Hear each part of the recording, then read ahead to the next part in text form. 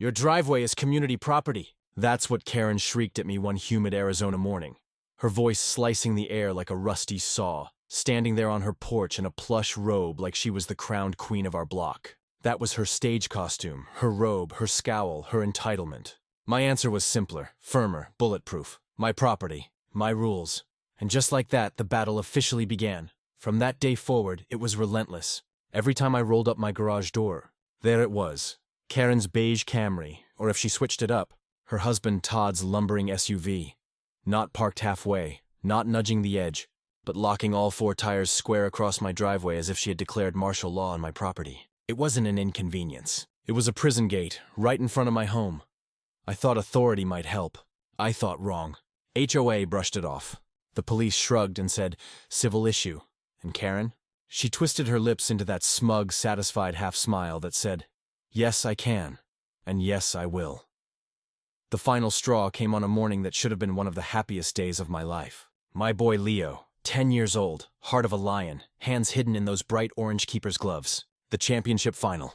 Everything he'd been working toward the whole season. Kickoff at 9 sharp, but we were supposed to leave by 8. He was pacing the living room, buzzing with nerves, eyes glued to the clock, whispering under his breath like he was already walking the field. And then, the garage door rolled up. My sedan turned down the incline, and there it was. Todd's SUV, a tank, a metal wall, planted not only across my driveway but bleeding half its bulk over the public sidewalk too. A blockade. My throat went dry. Rage came after. I slammed the steering wheel hard enough the horn screamed, a long blast that rattled my garage windows like an earthquake. Nothing. Curtains didn't twitch. Doors didn't creak. The only reply from across the hedge was silence. Karen's true power wasn't the car. It was her ability to pretend she hadn't noticed anything at all. I stormed down her perfect flagstone walkway, stomping past her rows of flowers so manicured they looked fake. Plastic petals without a single blemish. Hammered on that door with my whole fist, slammed the bell until my knuckles ached. No answer, but I knew they were in there. TV glow flickered against the blinds. The faint echo of some game show leaked through the walls. They were doing what they always did, pretend I wasn't there. At 8:40, not 8 hour, not even 8:20. Karen finally strolled out like she was descending a staircase. Tennis racket under her arm, hair done, wearing the smuggest mask of innocence I'd ever seen. Oh, this spot? I just needed it for a moment, she said breezily. Todd followed later, jingling keys, moving slower than molasses. By the time their fortress of metal pulled away, it was too late. I threw it in gear and drove like my life depended on it. Leo strapping in silently, his knees bouncing. We sped down the road, both of us praying to some invisible clock. But when we arrived, half the match was already gone. His team was down too. He put his heart into that second half, diving left and right, gloves scraping dirt, pride and heartbreak mixed in his jaw. They lost anyway, and I will never forget his small face crumpling just barely in defeat. Watching him try so hard not to cry, trying to be tougher for me. That was it. That was the second the war wasn't just hers anymore. It was mine too.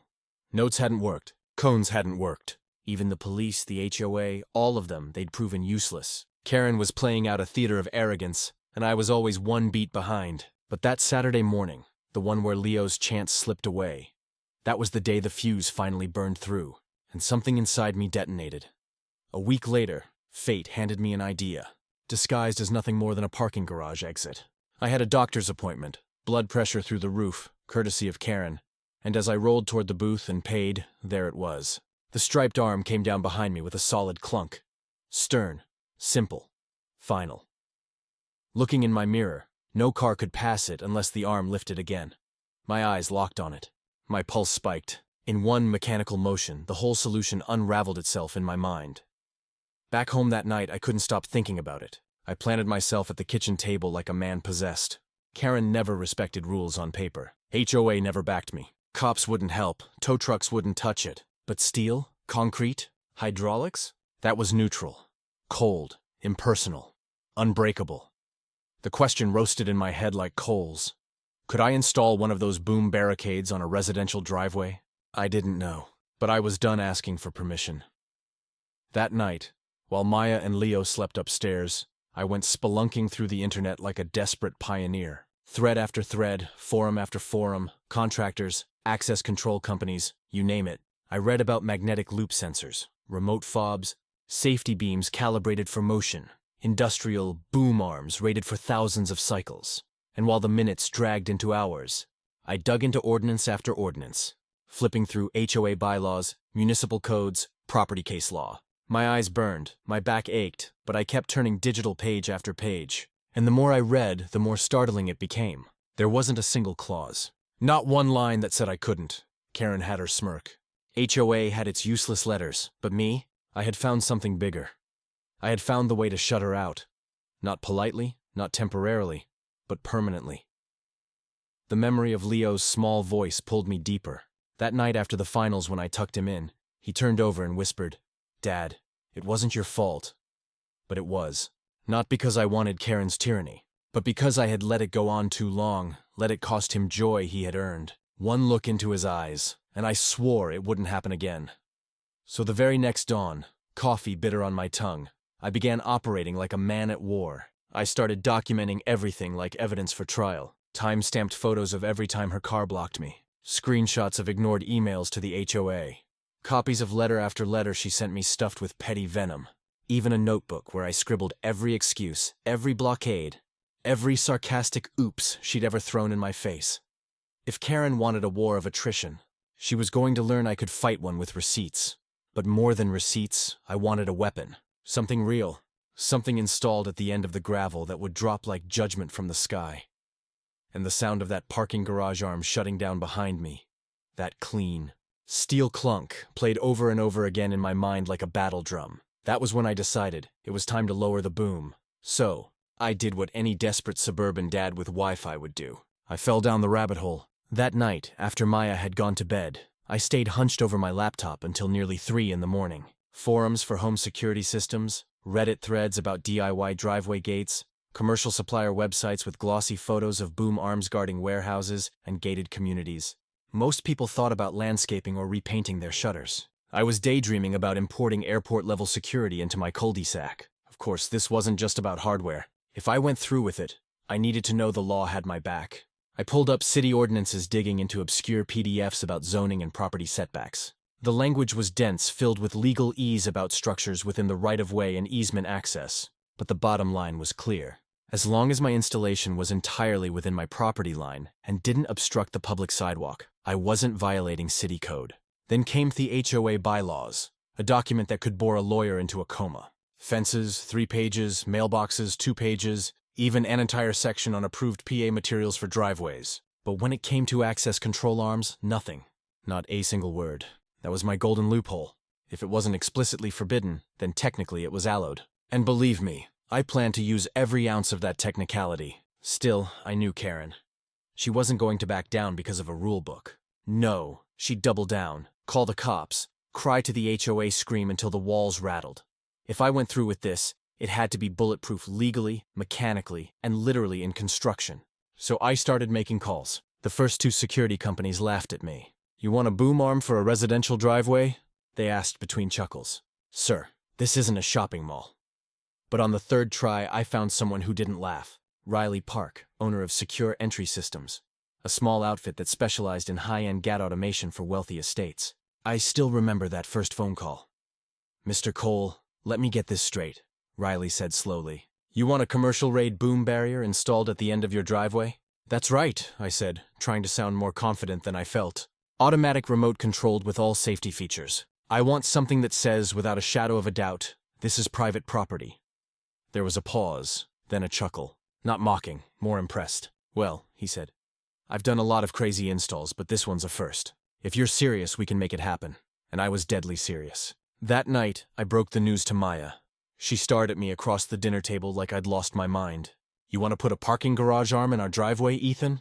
Do you know how insane that looks? Insane?" I countered as watching Leo miss his championship because Karen treats our driveway like her personal lot. Insane is the HOA shrugging while I'm trapped in my own home. This is sanity. This is order." She sighed, rubbing her temples.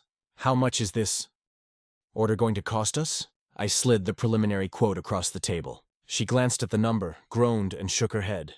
"Just promise me one thing," she said finally. "Don't make it bright orange. I don't want our house looking like a toll booth." Fair enough. Over the next few days, Riley and I hammered out the details. He explained the installation trenching from mi-garage panel to the driveway, pouring a concrete base wiring, the operator cabinet, balancing the arm, cutting loops into the asphalt for vehicle detection. He promised photo eye sensors to stop the arm. If anything passed, underneath pressure sensors to reverse it on contact remotes for easy access. Basic model or heavy duty? He asked. Heavy duty? I said without hesitation. Something that says access denied with authority. When I hung up, I couldn't stop grinning. For the first time in months, I felt like I had the upper hand. Karen's entitlement had finally met its match. And this time, it wasn't going to be me yelling on her porch. It was going to be steel, concrete, and motors doing the talking. The installation date was set. Riley promised his crew would arrive at dawn, trucks loaded, ready to turn my suburban home into Fort Knox.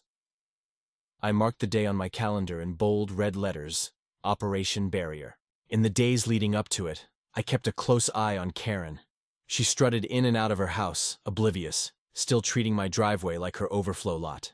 But soon, very soon, she was going to meet a new reality. One where her oopsie smile wouldn't get her past a 12-oot aluminum arm.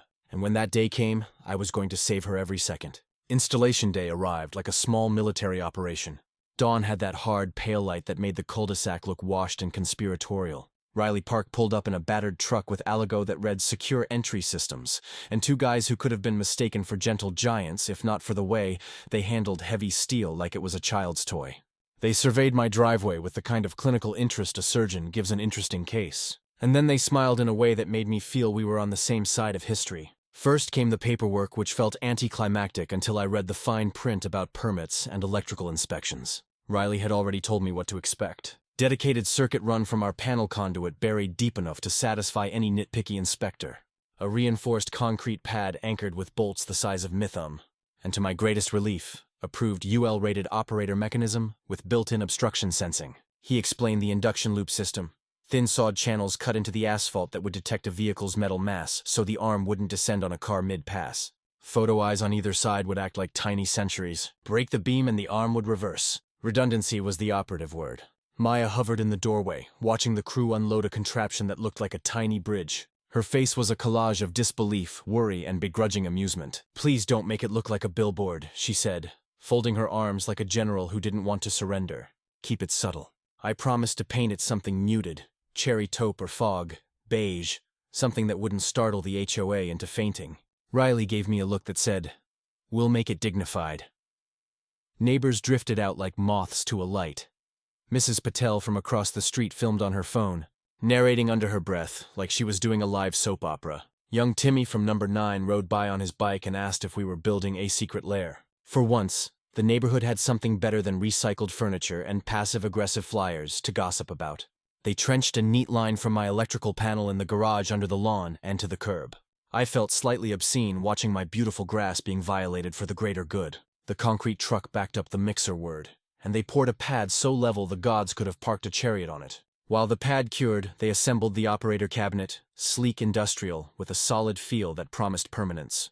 Then, like a ceremonial raising, they mounted the 12-oot arm with those classic diagonal red and white stripes that announced, "Do not cross in any language." When it swung up for the first time under manual power, there was a satisfying sovereign wear and a little exhale of triumph from every neighbor within range. But the real work was the safety calibration. Riley programmed the travel limits, the obstruction torque thresholds, the photo eye sensitivity, and the exit loop so the arm would open automatically when I drove out. He showed me the diagnostics, a log file that recorded every event, every open, every close, every sensor trip. "If anyone accuses it of malfunctioning, we have the receipts," he said, tapping the tablet like a priest sealing a covenant. I liked that.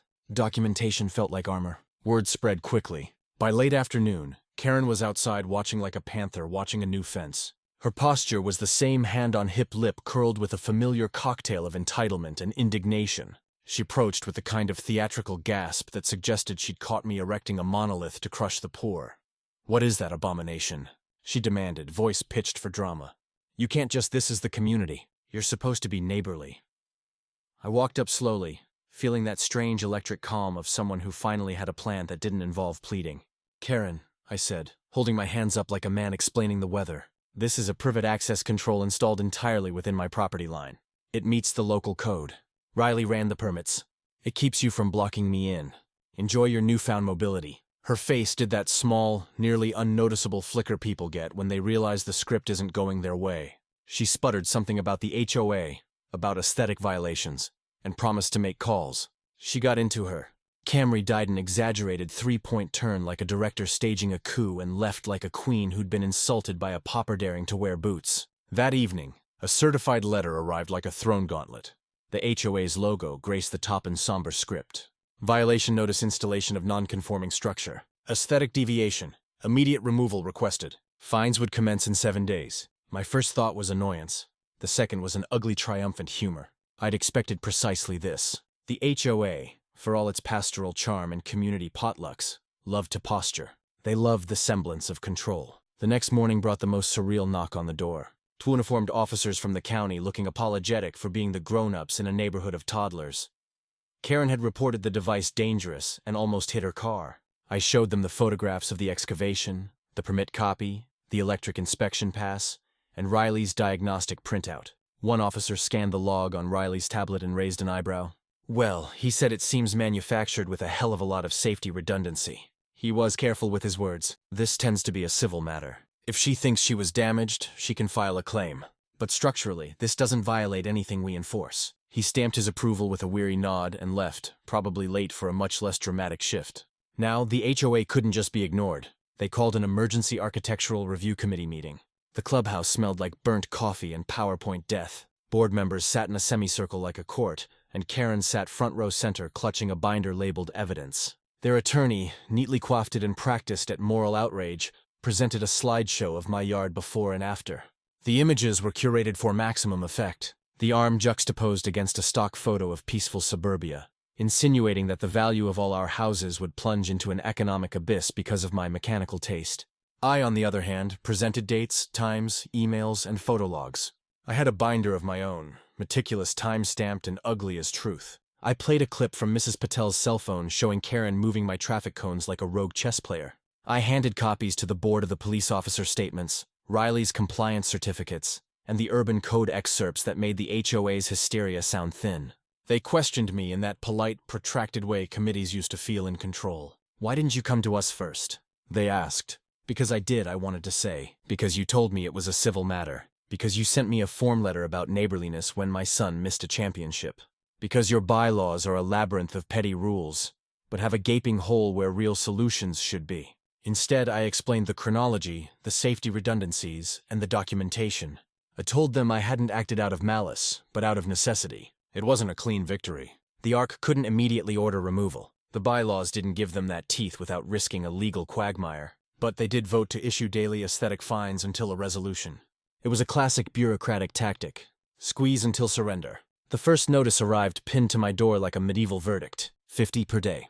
I thought about folding under the financial pressure. Then I thought of Leo of every morning my family had been turned into prisoners in our own driveway. $50 a day was a price I was willing to budget into the ledger of reclaiming normally. That night, after the meeting, Todd, Karen's husband, shuffled over to my yard while I was testing the arm with the remote up, down, like a man repeating a prayer. He cleared his throat hands in his pockets. His voice was sheepish low. "Look, Ethan, Karen's been difficult," he began. His eyes darted to the boom. "But, between you and me, since you put that thing up, we haven't had parking tickets. She used to get notices all the time when she'd block spaces down the street." He shuffled his feet. "If you'd maybe painted a neutral color, I could talk to the board. Maybe get them to ease up on the fines." It was an olive branch disguised as pragmatism. I paused, looked at the arm, at the concrete pad, at the neat trench, and then back at Todd. Compromise is a currency in suburbia. You trade color for peace, tone down the theatrics for the right to breathe. I told him I'd consider it. I didn't promise anything, but I felt something like relief. This war might not be endless. There might be a route out that kept the barrier and bought us civility. I went to bed that night with the device humming softly in my head. The log file's a small comfort. The boom arm sat quiet under the stars, a sentinel converted from asphalt and steel. It was ridiculous and glorious. It was also a line drawn in the sand. We had escalated beyond notes and cones into stakes that could not be ignored. The following week felt like living inside a courtroom drama. Only the courtroom was my own driveway, and the gavel was a 12-voot aluminum arm painted in stripes of defiance. Every day I woke up, clicked the remote, and listened to the mechanical war whereas the boom barrier swung skyward. That sound was music, a hymn to personal freedom. But I also knew the war was just heating up. Karen's first attempt at sabotage came quicker than expected. Tuesday morning, I watched from the kitchen window as she crept out of her house in slippers, clutching her phone like it was a sword. She approached the barrier, poked at it, tugged at the arm, and snapped photos from every angle. At one point, she even leaned close to the operator cabinet, as if by sheer will she could discover a hidden violation. I half expected her to lick it and claim it tasted like crime. Then she marched off, likely to the HOA president's house, rehearsing her lines. Sure enough, that evening, another certified letter arrived. This one cited community aesthetics and the industrialization of a residential environment.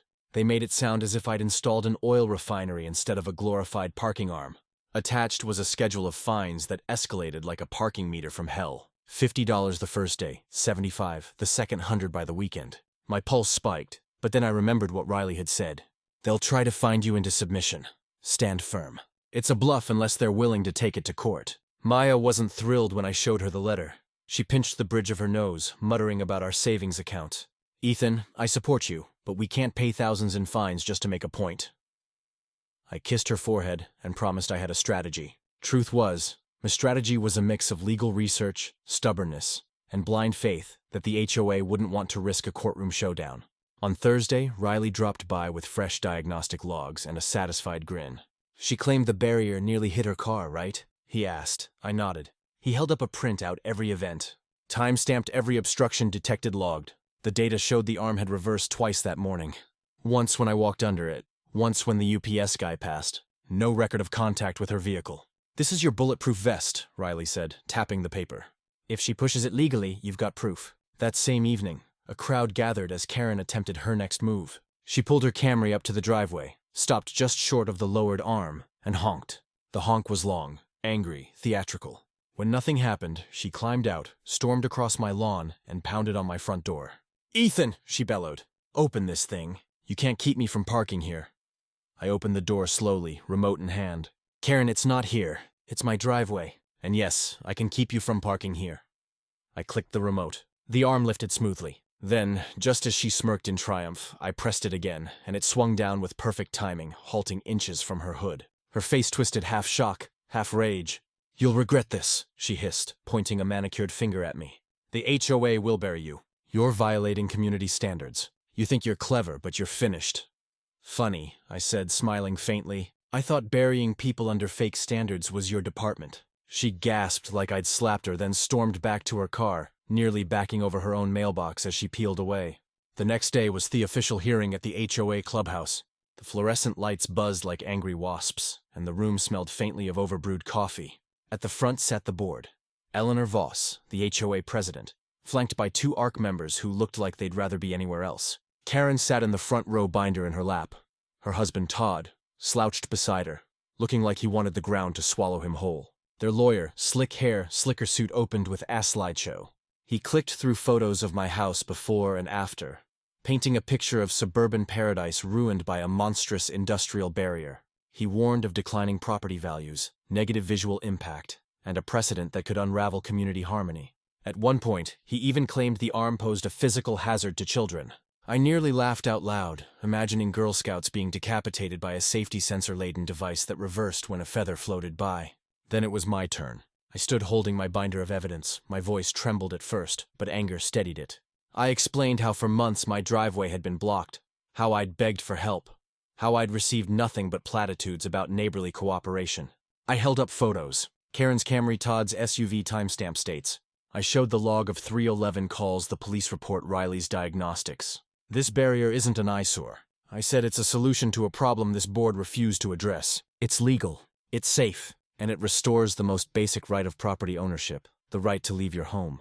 Karen leapt to her feet. He's targeting me. This whole contraption is harassment. It nearly crushed my car. I turned calmly to Riley, who held up the diagnostic log like holy scripture. No record of contact, multiple safety redundancies, no evidence of malfunction. Murmurs spread through the room. One board member scribbled notes furiously. Eleanor pursed her lips, clearly torn between loyalty to Karen and fear of a lawsuit she couldn't win. After an hour of back and forth, the board reached its verdict. They wouldn't order the immediate removal of the barrier, too risky legally, but they would uphold the fines for aesthetic non-compliance until a compromise could be reached. It wasn't the win I wanted, but it wasn't a loss either. The barrier would stay. The war was now one of attrition. For the next 3 months, life settled into a tense rhythm. Each morning, I clicked the remote barrier, rising like a salute, and drove out unblocked for the first time in a year. Each evening, a fine notice arrived like clockwork piling on my counter. Karen adapted by parking directly in front of the barrier on the street. Technically legal, but spiteful. Delivery drivers were confused. Amazon packages delayed, but to me it was worth it. My driveway was mine again. Then came an unexpected twist. One Saturday morning, while I was mowing the lawn, Todd shuffled over. He looked tired, beaten down by the endless skirmishes. "Look," he muttered, eyes fixed on the grass. "Karen's been intense. But between us, this barrier has actually made things easier. She hasn't gotten a single ticket since you put it up. And honestly, it helps me too. At least now I know where I can't park." I stopped the mower, wiped sweat from my brow, and studied him. Todd wasn't a bad guy. He was just trapped in Karen's orbit like the rest of us, he continued, voice low. "I talked to Eleanor.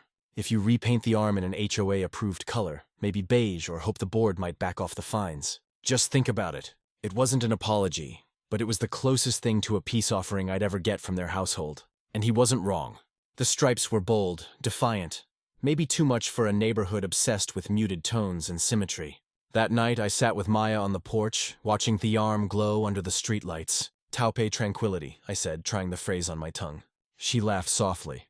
"If painting it beige gets the HOA off our backs, maybe it's worth it." And for the first time in months, I felt something I hadn't felt since the war began. Hope that this story might not end in endless fines or lawsuits, but in a compromise that let the barrier stay and let us breathe. The boom had been lowered, yes, but maybe, just maybe, there was a way to raise it again.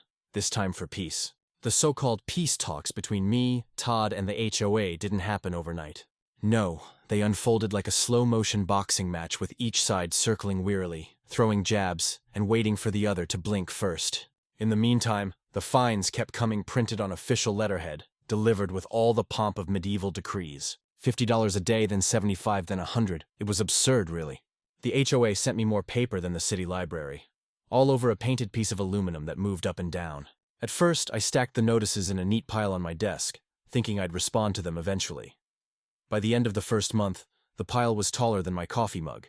By the end of the second, it looked like a papery skyscraper of pettiness. I joked to Maya that we could probably insulate the attic with violation letters alone. She didn't laugh as hard as I did. The worry lines around her eyes deepened each time she glanced at that stack. Karen, of course, didn't let up. She'd park her Camry flush with the edge of the barrier as close as possible without technically trespassing and glare at the house as if daring me to complain. Sometimes she'd stand outside pretending to water her flower's hose pointed limply at the grass eyes locked on me as I pulled out of the driveway. It was surveillance theater, and I played my part by pretending not to notice while feeling her stare drill holes in the back of my head. The cops came one more time, summoned by Karen's increasingly creative complaints. This time, she alleged the barrier created a traffic hazard because delivery drivers slowed down in confusion. The officers arrived with the same weary expressions as before, as if they'd drawn the short straw. Mr. Colwan said, "We're not traffic engineers, but this seems fine." He scribbled notes, shrugged, and told Karen to take it up with the city planning department. She shrieked something about dereliction of duty as they drove off. I almost felt sorry for them. Almost. Meanwhile, I was playing a different game. Legal chess. My lawyer friend Tom Reyes came over one Friday with a six-pack and a grin. "You're going to love this," he said, slapping a folder onto my table. Inside were case precedents where homeowners fought HOAs over unconventional installations, solar panels, backyard greenhouses, even a guy who installed a medieval-style drawbridge for his driveway. In almost every case, unless the bylaws had an explicit prohibition, the court sided with the homeowner. "This barrier of yours," Tom said between gulps of beer. "It's unconventional, sure, but it's not illegal. And unless the HOA wants to spend tens of thousands dragging you through court, they'll eventually back down. Trust me, they've got better things to waste money on, like landscaping the clubhouse or printing those fancy violation letters." That reassurance gave me a second wind. When the next HOA letter arrived demanding immediate removal, I drafted a formal reply dripping with legal ease. Tom had spoon-fed me. I pointed out the absence of any explicit bylaw prohibiting boom barriers. I highlighted the device's compliance with city setbacks, electrical permits, and safety standards. And I reminded them politely, but firmly, that this installation was a direct response to their documented failure to address a nuisance that had persisted for over a year. I half expected silence. Instead, Eleanor Voss herself showed up at my door. The HOA president was a thin woman with sharp eyes and sharper heels. The kind who could make a PTA bake sale feel like a Supreme Court trial. She smiled, but it was the kind of smile that could cut glass. "Mr. Cole," she began, voice sweet as spoiled honey. "The board is very concerned about the appearance of your installation. It sets a precedent we simply cannot allow." "Prec?" I asked, finding confusion. "You mean the precedent of homeowners defending their property when the HOA won't?" Her smile cracked for a split second. "Surely you understand," she said, regaining composure. "This barrier is unbecoming of Cedar Ridge. It looks industrial." "Funny," I said, gesturing toward the neat aluminum arm. "I think it looks like freedom." We locked eyes for a moment, the tension thick enough to chew. Then she sighed, adjusted her folder, and delivered her ultimatum: repaint the barrier to blend with the neighborhood palette, or face escalating fines and potential legal action. I didn't answer right away. Instead, I asked her a simple question. "Tell me, Eleanor, if your driveway was blocked daily, if your child missed something important because of it, and your HOA shrugged, would you call beige paint a solution?" For the first time, I saw a flicker of doubt in her eyes. She didn't answer, of course. She just said, "The board will expect your response in writing." And with that, she clicked away on her heels, leaving the faint smell of lavender perfume and bureaucratic menace in her wake. That night, I relayed the encounter to Maya. She sighed, rubbing her temples. "Honestly, Ethan, maybe Todd has a point. If painting it beige makes them stop bleeding us with fines, why not?" I didn't want to admit it, but she was right. Function mattered more than flair. The arm could be taupe, beige, even polka-dotted for all I cared. As long as it kept Karen's Camry out of my driveway, the compromise began to take shape. I drafted a counter-proposal to the HOA. I'd repaint the arm in an approved color, provided they cease all fines, drop pending violations, and officially recognize the barrier as a grandfathered installation. Tom polished the wording until it gleamed with legal intimidation. The waiting was the hardest part. For weeks, the fines kept arriving. The tension simmered, and Karen's glares intensified. But then, one Tuesday evening, as I was grilling burgers, Todd wandered over with a sheepish smile. "They're going to accept it," he muttered. "Repaint it, and they'll back off." I looked at him, smoke from the grill curling between us. "And Karen," he grimaced, "she hates it. But between you and me, I'm sick of hearing about it. If this ends the war, I'll personally buy the paint." For the first time, I felt the weight lifting. Not victory exactly, more like an armistice. A chance to breathe without the constant drumbeat of letters and fines. That weekend, Riley's crew returned with brushes, rollers, and 2 gallons of paint named, I kid you not, Taupe Tranquility. They stripped the stripes, smoothed the surface, and coated the arm until it blended seamlessly with the HOA-approved palette. When it dried, the barrier no longer screamed industrial. It whispered neutral, like every fence, mailbox, and stucco wall in Cedar Ridge. When I clicked the remote and watched the newly beige arm swing upward, I couldn't help but chuckle. It still worked, still blocked. Karen still kept my family free. And if it looked less like a parking garage and more like lawn art, well, that was a small price for peace. But as I stood there in the fading sunlight, listening to the hum of the motor, I realized something important. This war wasn't about paint or fines or even Karen. It was about boundaries, literal and figurative. It was about refusing to let entitlement trample over what's yours. And in that moment, I knew no matter what color it wore, the boom barrier wasn't just metal and motors. It was a line in the sand. My line: if you think the story ended with a coat of taupe paint, you don't know Karen or the HOA.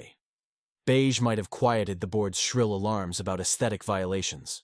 But Karen was still Karen, and peace in Cedar Ridge was always temporary. The very first morning after the repaint, I woke early, brewed a strong cup of coffee, and stepped outside just to admire my newly christened Taupe Tranquility boom barrier. Under the soft Arizona sunrise, it looked less like a toll booth and more like an elegant garden feature. I almost convinced myself it was pretty. I clicked the remote, watched the arm rise in a smooth arc, and felt a sense of satisfaction I hadn't felt in months. My driveway was mine, and no HOA notice could change that now. But as I drove off to work, I spotted her. Karen, standing at the curb in her robe, phone in hand, snapping photos of the beige arm from every angle, like she was auditioning for a crime procedural. She gave me a thin smile as if to say, "You won this round, but I'm not finished." That afternoon, Maya forwarded me an email from the HOA. "While the repainting has addressed the immediate concerns of the board, we request continued compliance reviews in the coming months. In plain English, we'll stop finding you for now, but we're watching." Fine, let them watch. I had documentation permits and the law on my side. Still, the tension lingered. I'd won the battle, but I wasn't sure about the war. A week later, the HOA hosted their monthly open meeting. I usually skip these circuses, but something told me I should show up this time. Sure enough, the boom barrier was item 3 on the agenda right after poolgate repairs and community potluck scheduling. I sat near the back while Karen marched up to the microphone binder and hand voice pitched for maximum indignation. "This barrier is not just an eyesore," she declared. "It's a symbol of hostility. It divides the neighborhood. It endangers delivery drivers, children, everyone." Her words dripped with venom, but I noticed something interesting. Not everyone was nodding along. A few neighbors rolled their eyes. One muttered, "At least it keeps her from blocking him in." Another whispered something about wishing they had their own barrier to keep her out. When it was my turn to speak, I kept it simple. This isn't hostility. This is necessity. For over a year, my family was trapped in our own driveway. The HOA refused to help. The police called it a civil matter. I acted within the law, and I compromised by repainting to meet community standards. If anything, this barrier restored peace because for the first time we can come and go freely without confrontation. The room was quiet. Even Eleanor Voss, usually stiff as a marble statue, shifted uncomfortably. She knew the truth. They all did. Still, the board wouldn't admit defeat outright. Instead, they kicked the can down the road, scheduling yet another compliance review for the following quarter. Bureaucracy at its finest stalled delay. Hope the problem solves itself. Meanwhile, life settled into a strange new rhythm. The fines stopped. The HOA quieted down and Karen adapted. Instead of parking in my driveway, she parked directly across from it on the street, angled just enough to make turning out more difficult. Perfectly legal, perfectly spiteful. She couldn't cross the barrier, so she found new ways to needle me. One morning, I nearly clipped her SUV, pulling out. My patience snapped. I marched across the street, fists clenched, ready to unleash. But then I saw Todd sitting in the driver's seat, not Karen. He rolled down the window, expression weary. "Sorry, Ethan," he said. "She told me to park here. Honestly, I'm just tired of arguing with her." I sighed, the anger bleeding out of me. "Todd, you don't deserve this." He gave a sad little laugh. "Neither do you." That was the moment I realized Todd wasn't my enemy. He was just another casualty in Karen's endless war. Weeks passed. Slowly, the neighborhood's gossip shifted from the crazy boom barrier to other topics. A broken pool heater, Mrs. Patel's dog escaping again the eternal debate about garbage bin placement. My barrier became less of a scandal and more of a landmark. Delivery drivers got used to it. Kids on bikes started calling it the gate. Even Maya admitted it wasn't so bad once the letter stopped, but Karen couldn't let it go. One evening, I came home to find her standing at the barrier, phone pressed to her ear, gesturing wildly as she described it to whoever was unlucky enough to be listening. When she saw me, she snapped. "This isn't over, Michael. My name is Ethan," I corrected calmly, raising the remote. The barrier swung upward like a salute, and I drove past without another word. The real twist came a month later. I received an official letter from the city, not the HOA, but the actual municipal planning department. My heart sank as I tore it open. But instead of a violation, it was a survey request. They were reviewing innovative residential access control solutions and wanted to inspect my installation as a case study. Apparently, Riley had bragged about it at a contractors forum. And now Thessity was curious. When the inspector came clipboard in hand, Karen hovered nearby like a vulture waiting for roadkill. But to her horror, the inspector nodded approvingly. "Meets code. Clever solution. Safe installation. Honestly, more HOAs should allow this. It reduces neighbor disputes." I nearly laughed out loud at the look on her face. For once, the law wasn't just on my side. It was singing my praises. That night, I poured a glass of bourbon, sat on the porch, and watched the arm rise and fall with each click of the remote. It wasn't just a barrier anymore. It was a victory monument, a reminder that sometimes, against all odds, the little guy wins. Of course, Karen still glared. She still muttered. She still parked annoyingly close when she could, but the war had shifted. The HOA had lost its leverage. The city had given me tacit approval, and Todd, poor Todd, looked relieved every time we crossed paths. In the end, the barrier didn't just block her car, it blocked her power. And that was sweeter than any fine, any letter, any HOA decree ever could be. For the first time in over a year, Cedar Ridge felt like home again. By the time the city inspector's blessing landed in my mailbox, the HOA's claws had dulled. The daily fine notices stopped arriving. The board meeting stopped listing Cole's barrier as an agenda item, and the neighborhood's collective obsession drifted to other dramas. A couple fighting over solar panels, an argument about whether the community pool should allow inflatable swans. For a few glorious weeks, it felt like normally had returned. But Karen was not a woman built for surrender. Her new tactic was psychological warfare. Each morning I'd leave for work to find her. Camry parked nose to nose with the barrier on the public side, positioned just close enough to make maneuvering out of the driveway an exercise in geometry. Legally, she was in the clear street. Parking was fair game, but practically she'd turned my morning commute into a stress test. Maya begged me to let it go. "You've already won," she said, watching me fume over Karen's precision parking from the kitchen window. "She's just trying to get under your skin." "She's succeeding," I muttered. Leo, meanwhile, thought it was hilarious. "Dad, it's like she's playing chicken with the boom arm. You should just lower it on her hood." Is shook my head, but couldn't deny the fantasy had crossed my mind. The barrier had changed the balance of power, but it hadn't ended the war. It had just forced Karen to adapt. Still, I had something she couldn't touch: time. Every day that passed, the barrier became more normal, more accepted. Neighbors got used to it. The HOA, wary of lawsuits, grew silent.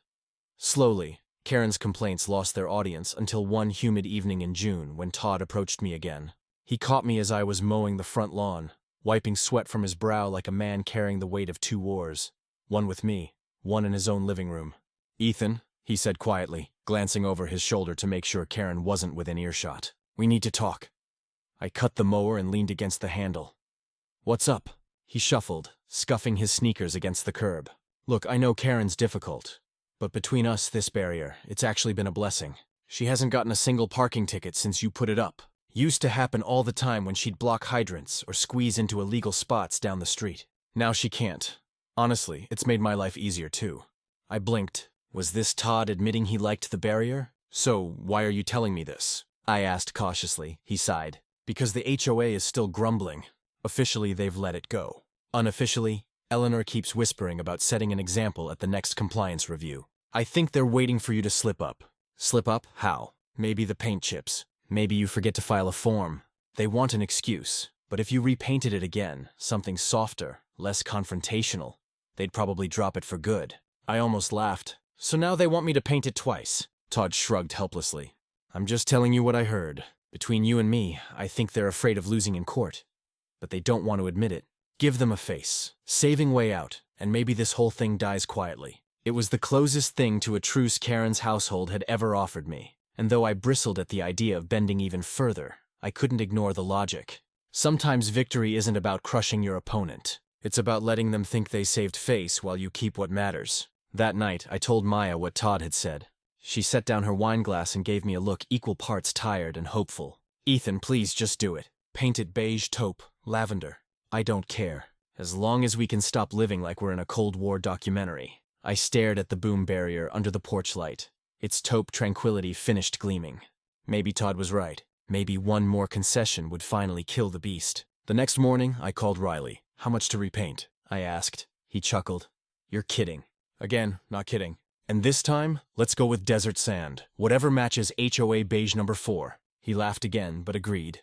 A week later, his crew showed up with brushes, rollers, and the exact shade pulled straight from the HOA-approved color chart. When they were done, the barrier blended so perfectly with the neighborhood palette, it practically disappeared against the backdrop of stucco walls and cookie-cutter landscaping. Karen hated it. I knew because the first time she saw it, she marched right up to the arm, squinted, and screamed across the street. "You think this makes you win? It's still Uli." I raised the remote, clicked it, and watched the arm rise like a magician's trick. "Still works," I called back, grinning. She sputtered, stomped her foot, and retreated. The HOA, on the other hand, finally relented. At the next board meeting, Eleanor read a dry, formal statement. "Mr. Cole's access control installation has been repainted to meet community standards and is hereby recognized as compliant contingent on continued upkeep. In plain English, we lost but will never admit it." And just like that, the fines stopped, the letters stopped, the whisper campaigns fizzled. My barrier wasn't just tolerated, it was legitimized. Grandfathered in, as the lawyers would say. Life in Cedar Ridge settled into a new normal. Delivery drivers learned to pause, wait for the arm, and continue on. Kids on bikes nicknamed it the gate, and made a game of guessing whether it would rise in time. Maya stopped sighing every time a letter arrived. Even Leo started bragging to his friends. "Yeah, my dad built a boom barrier so crazy the HOA gave up." But Karen, she never truly gave up. She still parked too close. She still muttered when we crossed paths. Sometimes she'd stand in her yard, arms crossed, glaring at the barrier like it had personally insulted her ancestors. But her power was gone. The HOA had conceded. The city had approved. Todd had waved the white flag. The war was over, even if she refused to accept it. and me. Every morning when I clicked that remote and watched the arm rise, you felt something priceless. Freedom. Not just from Karen's Camry, but from the suffocating grip of an HOA that thought it could dictate every inch of my life. I'd built more than a barrier. I'd built a reminder that sometimes you have to fight ridiculous battles to protect the simplest rights. That sometimes lowering the boom is the only way to raise your peace. It's funny how a neighborhood can hold its breath without anyone realizing it. For months, Cedar Ridge had been tense like a violin string pulled too tight. Neighbors whispered the HOA schemed and Karen fumed. But once the arm swung up in its new desert sand paint, something shifted. The tension leaked out of the cul-de-sac like air from a balloon. Life went on. I remember the first Saturday after the truce.